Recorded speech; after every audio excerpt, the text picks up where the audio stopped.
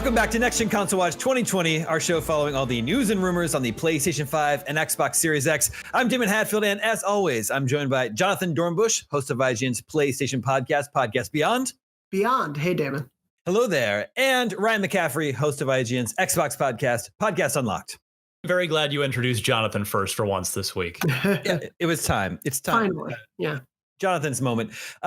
Ladies and gentlemen, we're at a significant turning point here on the show. We started the show earlier this year before we knew many details about either the PlayStation 5 or the Xbox Series X/S. And here we are on the eve of both consoles launch, and Jonathan and Ryan both have the consoles in their home. They've both been living with them for a while. Jonathan, let's see it. Here it comes. It's a heavy one. Hopefully we don't have to do this too many times. Yeah. Wow. My goodness. And then the Xbox Series X is behind Ryan's shoulder. He's got it right there. This one. Oh. Nice. Very cool. After talking about these consoles they are, yeah. all year long on the show, we actually have them here in our hands. Make them kiss. We're too far away from each other. Let me get out of your way. Give us some time, Damon, please. Yeah. We just need a few minutes here. Yeah. Get to know each other like dogs at the dog park. I know both Ryan and Jonathan have been putting their respective consoles through the paces, and they'll have reviews coming up in the not too distant future. So be on the lookout for those. But Ryan, let's begin with some Xbox Series X impressions. I believe you were saying, you actually got the actual retail box, and you were saying that the presentation of the console within the box is actually pretty impressive. Is that right? Yeah, I mean, in all honesty, I've been very lucky to be gaming my whole life, and I've been in games media covering games now for, almost 20 years, which makes me feel exceptionally old. But the point is, I've been very lucky to open up and unbox a lot of consoles over that time from all the manufacturers.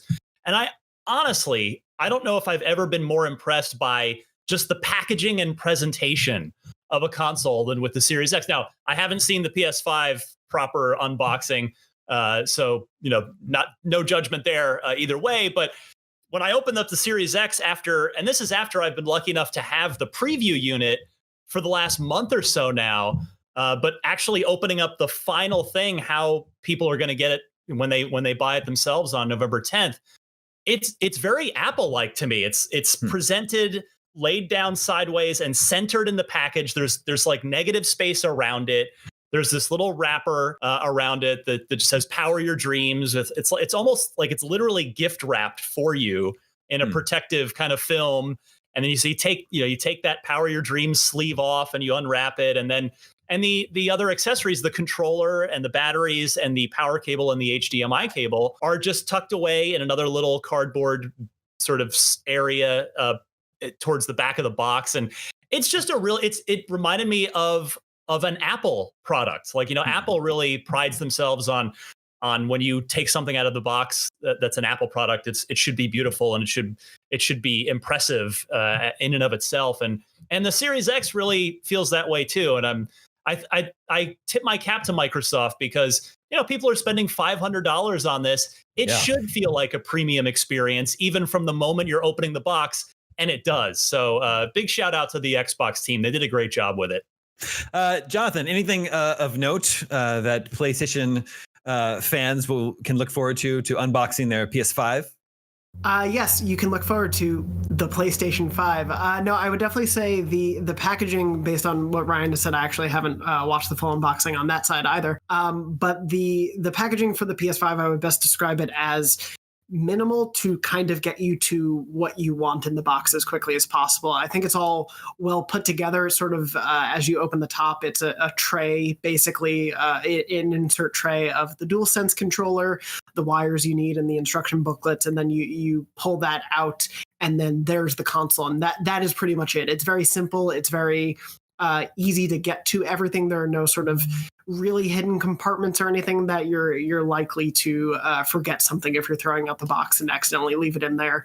It very much feels designed to kind of just get you to the act of playing this thing right away as quickly as possible, rather than a sort of production in and of itself, which is, I think has its own strengths, but it definitely is not like, welcome to your PlayStation 5. Here is what you can experience. It very much is just, here's the stuff you need to play it. Here's the console, and there you go. It's all in, I would say, pretty eco-friendly packaging as well. I noticed everything seems to be pretty easily disposable or recyclable.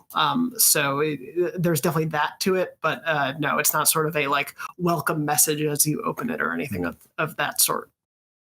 Well, you mentioned the DualSense controller, and I keep hearing from a lot of people in the media that have gotten hands-on time with the PlayStation 5 that people seem to be really impressed with this controller, and that it actually is part of the experience that really feels next gen to them. So what's been your sort of experience with the DualSense so far? Yeah, absolutely. Got one here and can kind of talk about it as I illustrate, but it is one of those things where it really does come down to the senses that it brings into the gameplay experience. I can talk about it specifically within the context of the Cooling Springs level in Astro's Playroom, which is the free pack-in launch game that you'll get for anyone who pre-ordered a PS5. You'll just be able to have that and play that. And it's really designed to show off and showcase all of the aspects of the DualSense. And I think a really notable thing to talk about is there's been a lot of focus on the adaptive triggers and the haptic feedback that is a bit more of an advanced rumble technique. And that stuff is all really, really cool and really well integrated into the level I played. But I do think it's the combination of those and other features within the controller, including the speaker and the touchpad that are both holdovers from the DualShock 4. When all of those things are working together, I think those are the coolest moments where the DualSense most effectively, I guess, tricked my brain into thinking what I was doing on screen was more directly in my hands. That's interesting. Ryan, can you remind us how the Xbox Series controller stacks up to the DualSense? What features it might match or be missing? You've got the rumble triggers, which you had on the Xbox One as well, but outside of that, it's it's almost functionally and I mean it is functionally and almost physically identical to the Xbox One controller. There's just some different texture differences on some of the surfaces, and obviously the shape of it's been tweaked ever so slightly, mostly up here at the shoulders.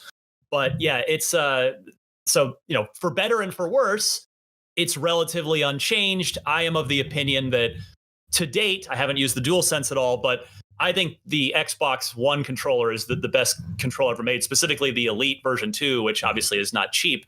But the design of the Xbox controller that they really hit on with the 360 has generally remained unchanged over the last 2 generations because it's a brilliant controller design. And so this is very iterative.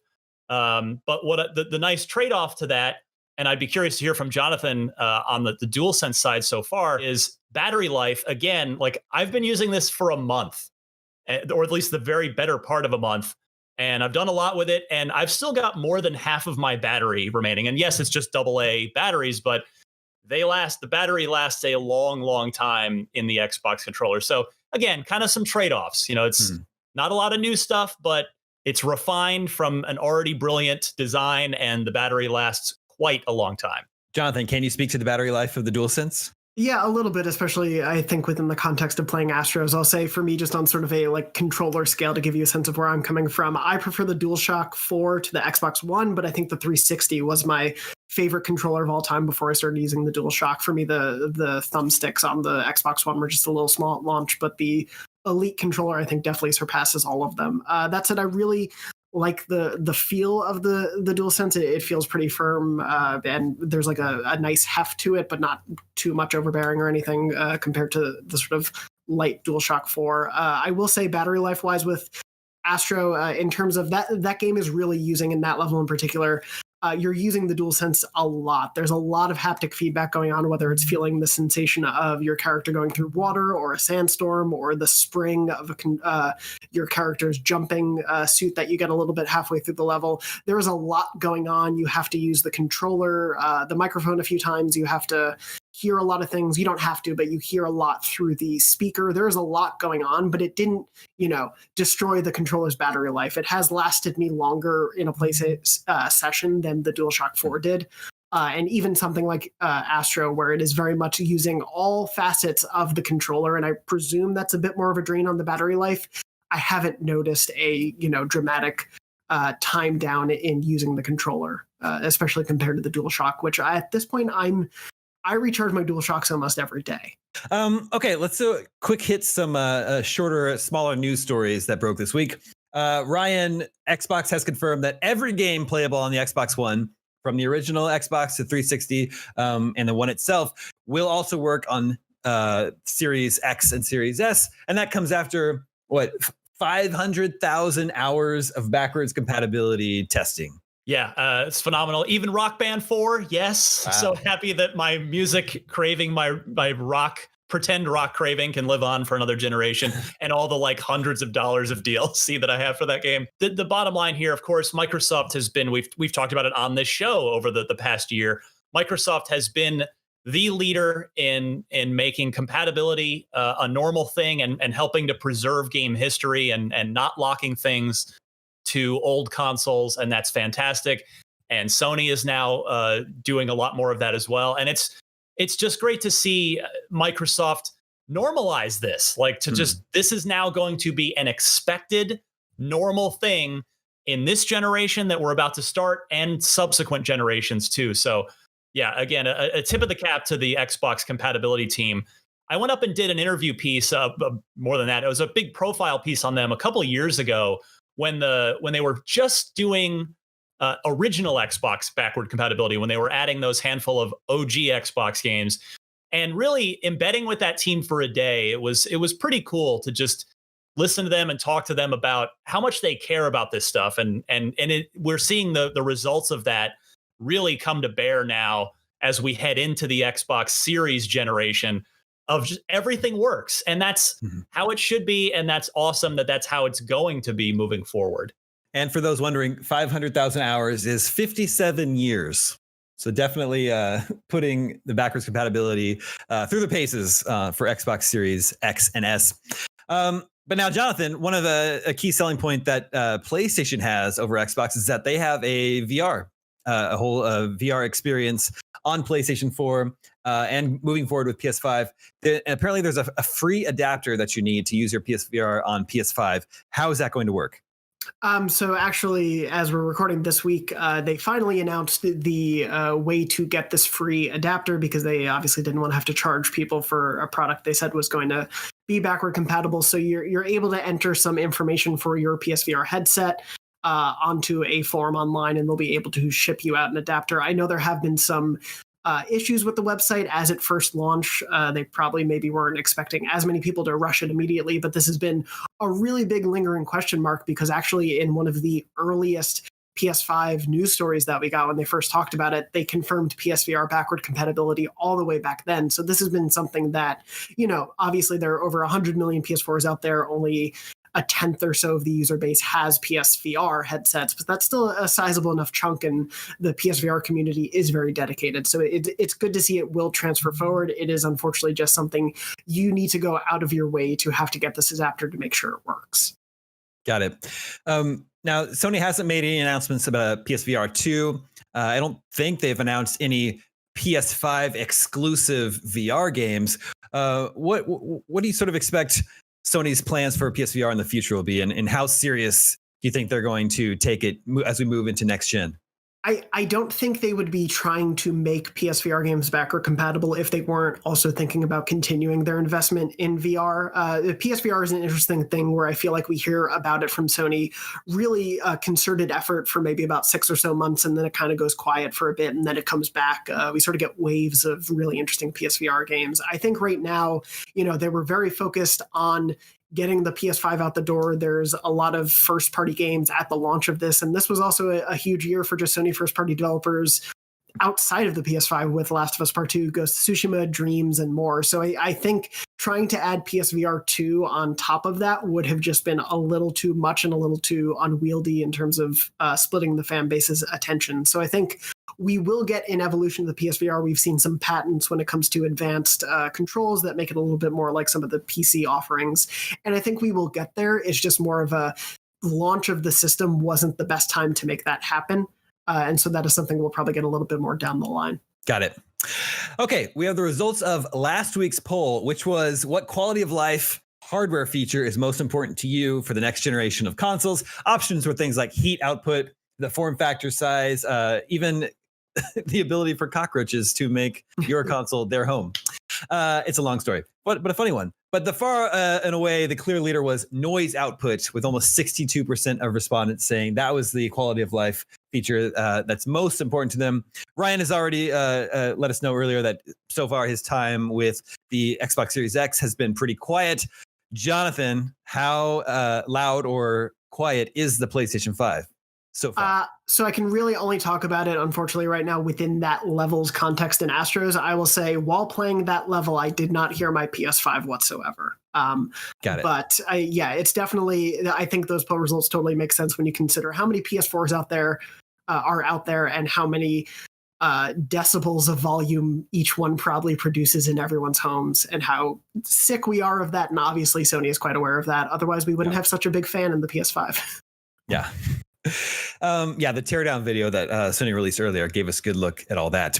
Okay, before we go, we've got 2 new polls for you to vote on for next week. One for Xbox fans, one for PlayStation fans. We want to know, what's your favorite controller of all time within your ecosystem? So on Xbox, you've got the Duke, the 360 controller, and the Elite. And then on PlayStation, you've got things like the PS1 controller, the first DualShock, the 6-axis. Ryan, you had already said that the Elite controller is your favorite controller of all time. And then I think, Jonathan, you also revealed earlier in the show that the DualShock 4 is your favorite of all time.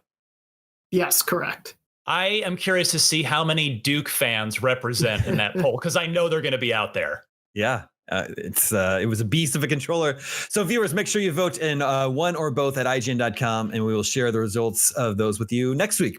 And that will do it for the Duke controller. Should be the PS5 controller. They're both huge. They just pair perfectly. Let's make that happen. It's good. Third-party manufacturers, make a Duke controller for the PlayStation 5. Make it happen. That's going to do it for this edition of Next Gen Console Watch. We'll be back next Friday, 6 a.m. Pacific, 9 a.m. Eastern, with more news and rumors on the PlayStation 5 and Xbox Series X. Thank you to Jonathan. Thank you to Ryan. My name is Damon. We'll see you next week.